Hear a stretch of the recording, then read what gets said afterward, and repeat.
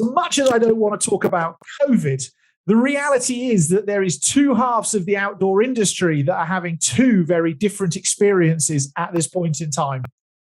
If you're in the retail side of things in the outdoor industry, I would guess now you are booming. You are struggling to get enough stock to fulfill all of the orders and the wants and desires of the customers that you have with this massive influx. And if you're in the experience and coaching, guiding side of things, I would equally imagine you've had the hardest bust-like experience of your entire career since the start of COVID.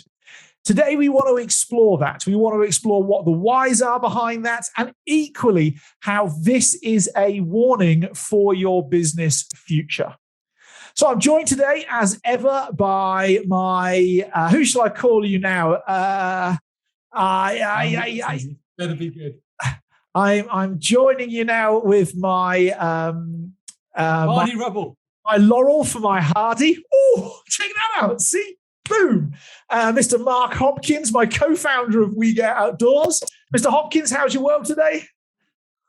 I've just had, I think, 7 needles in my neck and trap.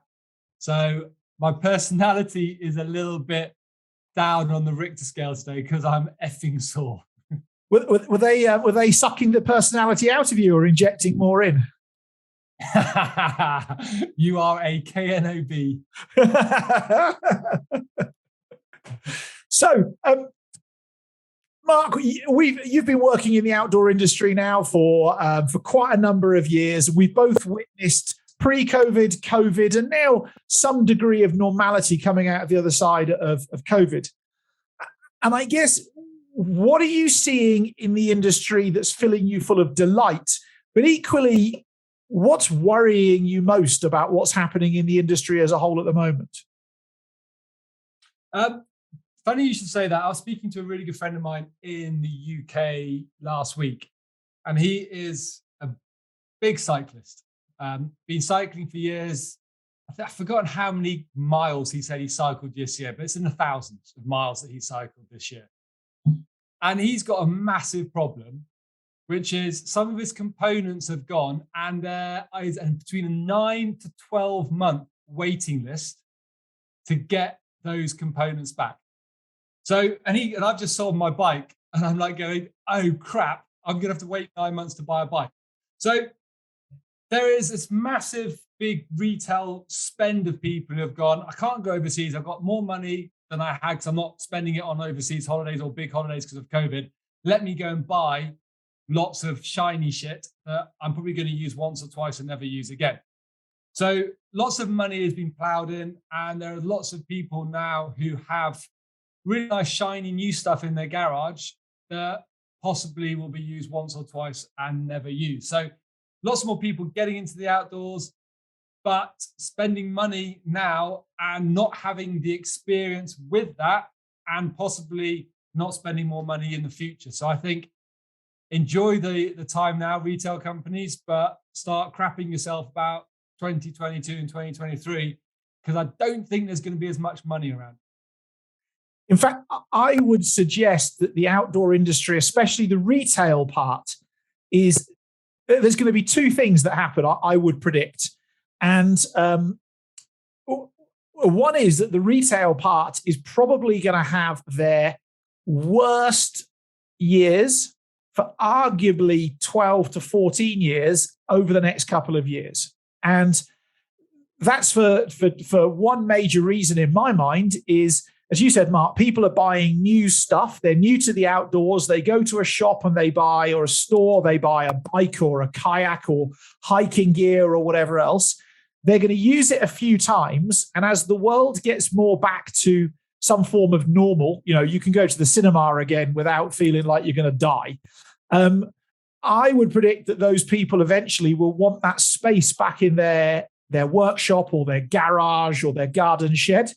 And within the next 12 to 24 months, things like Craigslist and eBay are going to be flooded with hardly used, almost new, very affordable secondhand items that people just want to get shot of. And we all know that people in the outdoor industry, your regular enthusiasts, are pretty tight when it comes to spending money. So I would guess that a lot of them will go and buy up that lightly used, once used stuff on Craigslist as opposed to buying brand new from the store. 100%. If I was in the US now and looking to buy, I'll be getting as much cash as possible. And then in 12 months, I would be going to buy all this basically brand new kit in one area and start a hire company. Because again, I was interviewing an outdoor business owner, a guy in South Dakota who runs a ski. He manufactures the most amazing skis. And he said the trend at the moment is, especially the younger guys, they don't want to buy brand new stuff because they don't want to cart it around. They'd much rather go and hire the best thing, use it once or twice, give it back. It's cheaper for them to do it that way. So I think there's a business to go there, go and spend time on Craigslist, set your own outdoor hire company up in a certain niche, and you are going to have the lowest startup cost known to man. Yeah, that's it. So I would predict that the retail manufacturing side is going to go through a massive slump within the next 12 to 24 months. And arguably it'll be worse than 2008 and 2009 because we've saturated the marketplace with gear. And those people, from what I can work out, aren't currently being drawn into traditional outdoor meetup groups, clubs, organizations, coaching businesses, so on and so forth. And so they'll have it, not really know how to benefit from it or use it fully, have it as a great experience and flog it. And then everybody will struggle if you're in the retail game. It does present an opportunity, though, for the coaching, instruction, guiding businesses, doesn't it? In terms of if you can go and find all of those people who've just bought their first mountain bike, for instance, in 20 years, it does present an opportunity to get out there and go and engage them to think about how to get the most out of that mountain bike or up your skill level or whatever else. So I do think there's an opportunity there right now for it as well.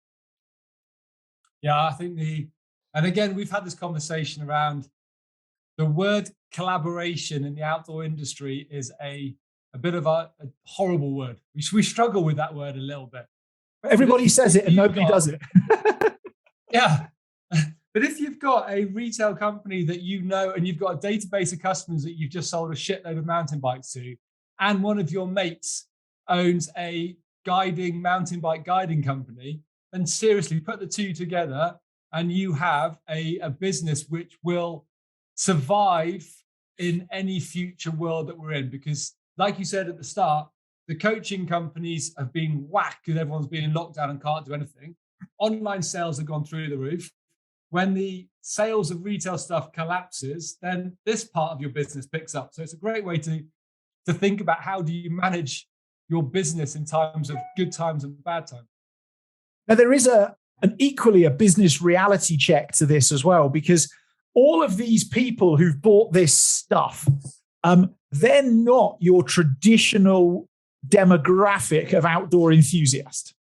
And most of the retail outlets, coaching businesses, guiding businesses, so on and so forth, serve the current outdoor enthusiast demographic very well.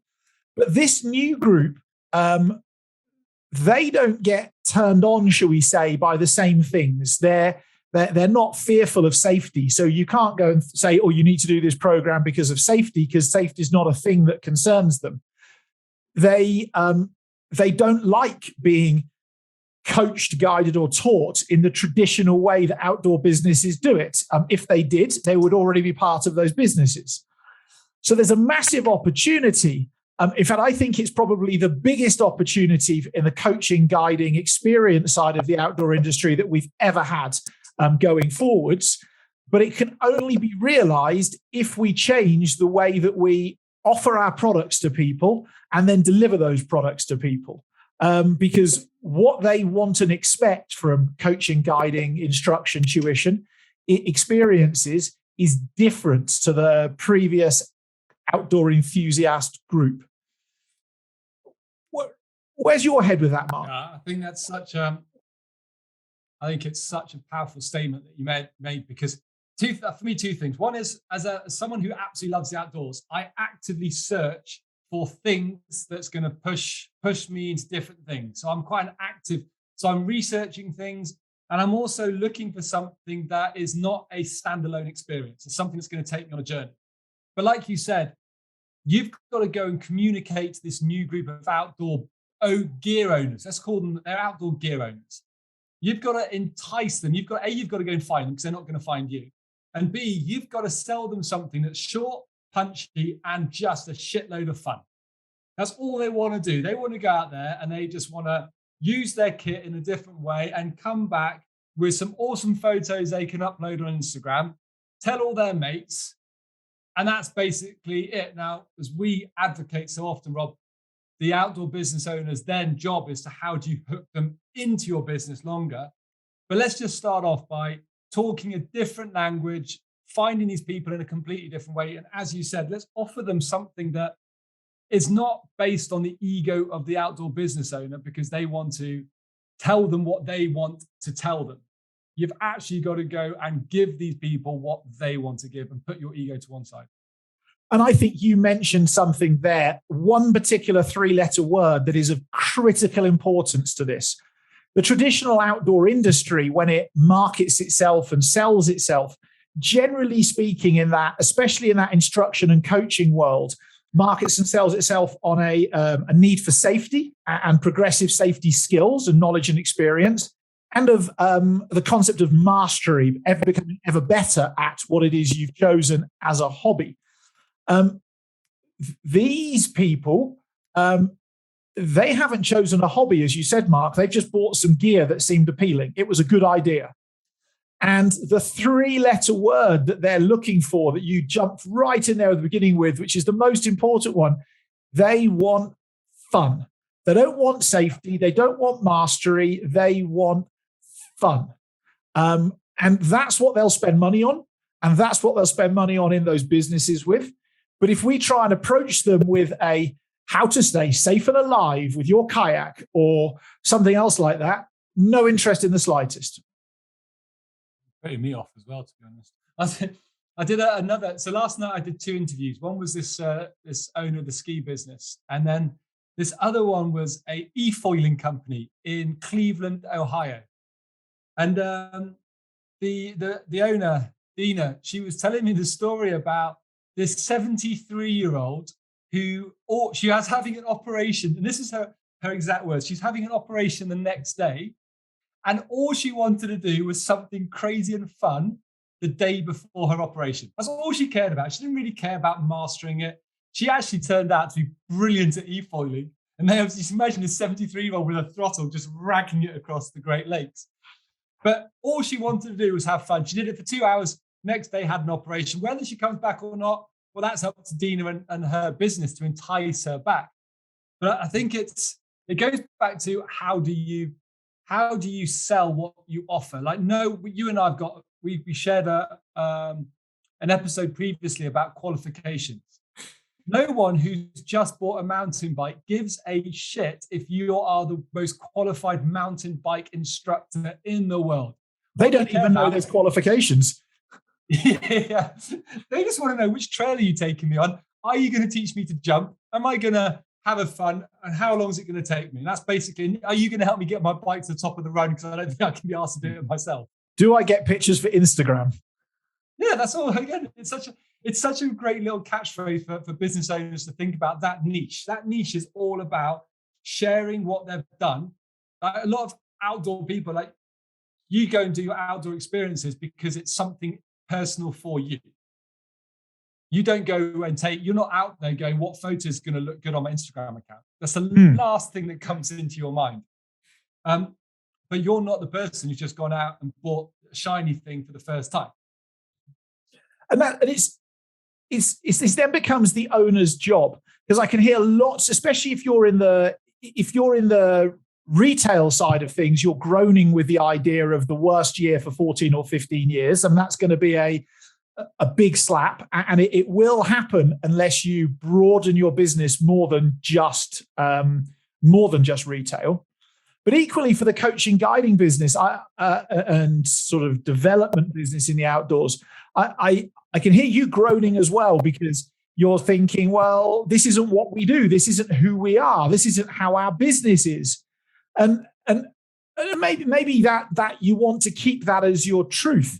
But actually what you need to do really is bring these people in, give them the fun they're looking for, build a high quality personal relationship, and then have mechanisms that get them to say to you, how do I get better at X? Whatever X is. And then you've then got your previous traditional stuff, programs, courses, offerings that you can say, oh, well, to get better at X, there's this weekend, there's this day, there's this evening program, whatever it may well be that you can come and do. But that really is your job, to go and get them to that point where they say to you, oh, I'd like to ... whatever it may well be. Mark, have you got any experience or ideas around how you can get somebody like through the fun zone in towards the now I want fun and mastery, for instance? Yes, but before I do that, I just want to slap you. Okay, go for it. I'm going to slap you because you have just given away the biggest secret in the outdoor business world, which is the biggest secret that not many people have realized is the shortest way for filling up your coaching programs. So if you have coaching programs where you're always having 3 or 4 empty slots, you've just given them the exact way to never have any more empty slots as well. Aren't we generous? Possibly. So yeah, how to bring them through? I think with everything, the problem we have is we, as sometimes business owners, I always say this to people, we start off in a relationship almost like it's like dating. When you go on a first date, if you've been single for a long time, then you're so desperate not to screw it up that you come across like you're going to propose to this poor person at the end of the first date. And then you scare them off. And I think that's what happens a lot in business owners. We are so desperate to sell them the next thing that we forget about that and you're the one who reminds me all about this, Rob, is Mark, our clients are not going to buy just what Mark knows. They're going to buy because they want to hang out with Mark. So, and importantly, they actually want Mark to help them achieve their goals and dreams, not for Mark to tell them how to run their business. It's Mark's job to come up with the mechanism of, you're here today, you want to be there tomorrow or there in the future. My job's to help you tread the path. It's not to tell you how to run your business. It's just to say, here's a logical sequence I can support you through. And that's interesting because how often we make big assumptions when people come into outdoor programs that they're there for certain reasons. And quite often, a lot of practice, a lot of people won't bother asking, why did you come today? They won't bother, or they won't even realize they should. Some will say, why did you come today? And they'll get that answer and then go, that's nice, and then ignore it.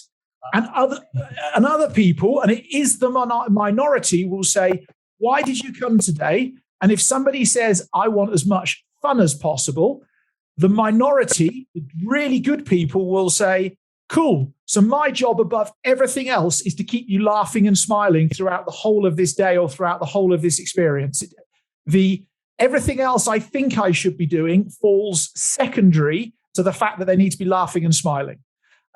If that's what the person said. I mean, if the person says they want a quiet, boring day and not to learn anything, well, equally, give it to them. Give it to them. The fastest way to secure a customer for life is to continue to give them what it is they want. So you are outdoing yourself today, young man.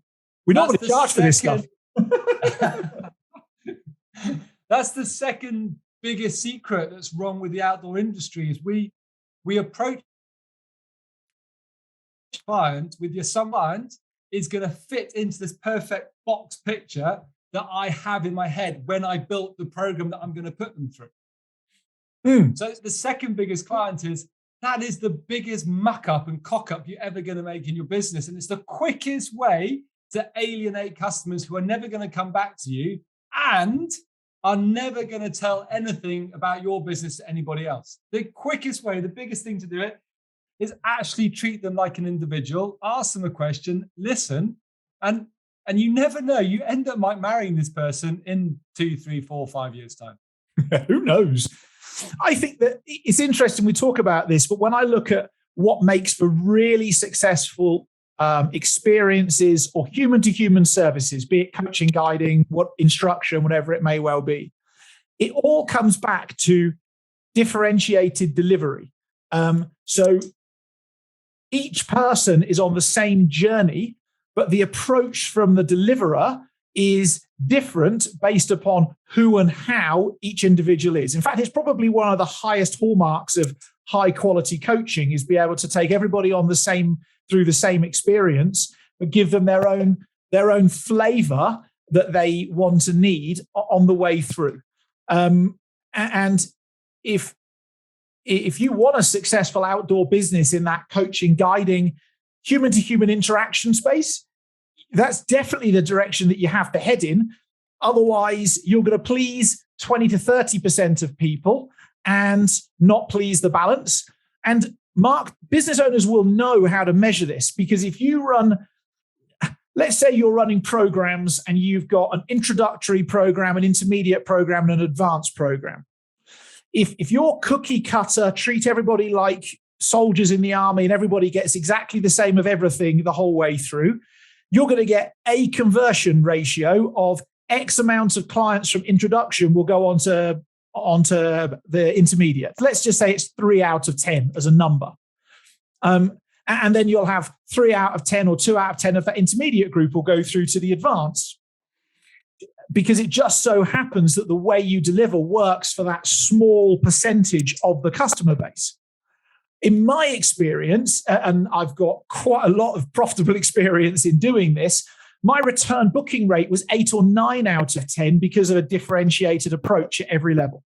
And so the metrics don't lie. I mean, they are what they are. So maybe if people want more customers to book onto the next program, maybe that differentiated approach maybe that's the icing on the cake we all need to be focusing on.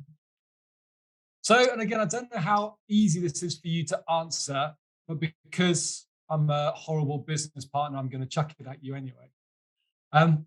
So if I'm a guide at the moment and I'm listening to this and I'm going, okay, cool, shoot, my approach has been focusing very much on delivering the program, making sure it's a safe thing, utilizing all the skills that I got taught when I was doing my qualifications.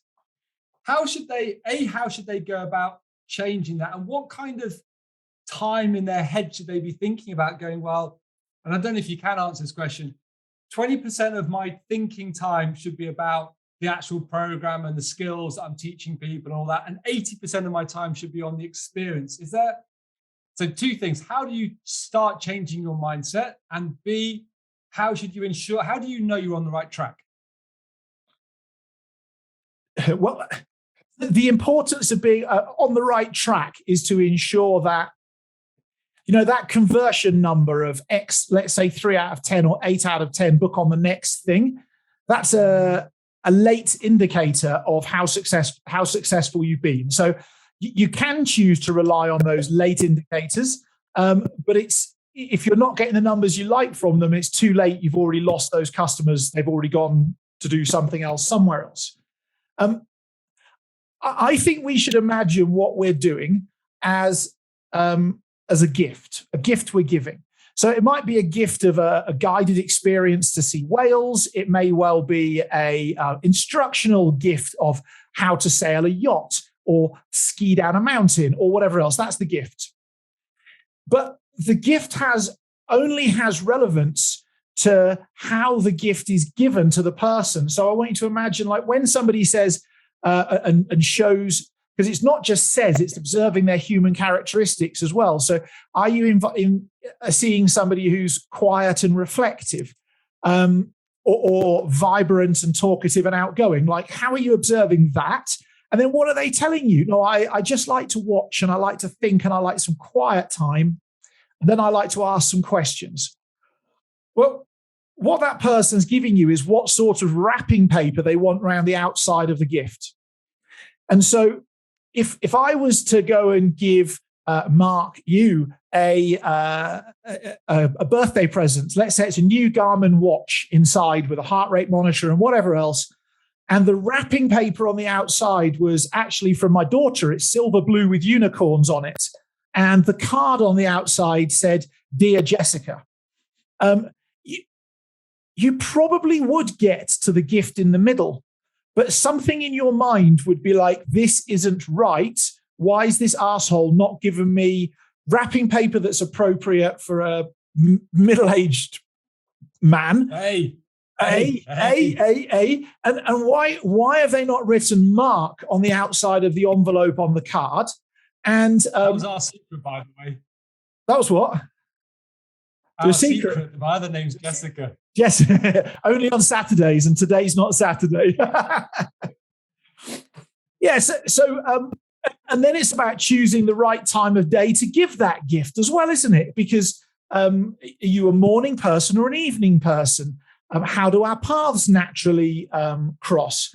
Do I expect you to open the gift in front of me, or are you busy and need to take it home and open it later? There's a whole series of different elements. And I would say that all of those elements are more important than the gift themselves, because all of those elements, when they're right, add huge amounts of value to the experience of being given the gift, and therefore the memory of the gift as well. And I think that if you mismatch all of those other things, the gift is still there, but does the person appreciate it to the level where they say, I want to engage more with this business or person? And so I think step one is the wrapping paper and how we present the gift. And step two is all of that other stuff afterwards. And it's interesting. I've had days where I've had customers turn up for a one-to-one coaching session in whitewater kayaking. And I'm like, how are you today? Tired. What do you want to get out of today? Rob, I just want to have fun and laugh. I'm like, do you want to learn anything? Yeah. See what you can teach me. Do you know what I taught them? How to laugh all day. Interestingly, their skill level went through the roof, even though we weren't focusing at all on it, because they were relaxed, they were having fun, they were enjoying themselves, they were de-stressing, and they rebooked then for another 10 one-to-one days with me, which has got quite a big price tag. And so how important is the what without the how? And I think that's, you go on all these guiding and instruction programs and coaching programs, and really what happens is everybody spends and focuses in probably 80 to 90% of their time on the what, and really spends lip service on the how, because it's the hardest to learn, it's the hardest to develop, it's the hardest to do. And yet the how is significantly more important than the what. There we are. I wish I had a button to shut you up at the moment, because that is the third secret that you've just shared, which is spend more time on the how and less time on the what. And the likelihood of you having a more successful business goes tenfold. There we go. So just to summarize this a little bit, if you're in the retail game, you will experience a bust in the next 18 to 24 months. And our best suggestion to you is find a way of bringing those customers back in to have ongoing positive experiences with you, where they use with you what it is that they bought. And maybe you can do that in partnership with your friend down the road who, as Mark says, is a ski guide or a ski instructor or whatever it may well be. And if you're in the coaching, guiding part of the world, there's a reason why these people haven't engaged with you in the past. You need to identify what it is, fill the gap. It's probably fun, and go give them what they want, and then worry about what it is that they need later. Wow. Hey, so hang on. Mic drop. I'm shaking my wise head at you. If people don't make change after this episode, then good luck to them. That's it. Now, here's the offer. If you've heard what we've said and you want to agree with me, disagree with me, or go, how the bleeping hell do we fit what Mark and Rob just said into our business? How do we do that and ensure that when we do that, it is successful? So Mark and I have a few hours each week that we put to one side to do free one-to-one consultations with you, amazing outdoor business owners. So if you'd like to pick our brains, have an hour with us for nothing, there's a link below in the description. Please go click on it. But we only have about 3 hours a week that we can offer. So first come, first served. But we'll do our best to help you tailor this or any of the other We Get Outdoors Business of the Outdoors episodes to your business. Secondly, if you're watching this and you want to promote your business further and we haven't yet invited you to come on our podcast, we'd love to have you on our podcast where you get to go and be interviewed by us and promote your business to our audience of just over 80,000 outdoor enthusiasts, mostly in North America. Boom. Who've got money to spend and are looking to get high quality experiences and gear and whatever else. So if you fall into that part and you want to promote your business, click on the link below for the Outdoor Business Promo Series. Book yourself a time, and we look forward to catching up with you in an interview very soon.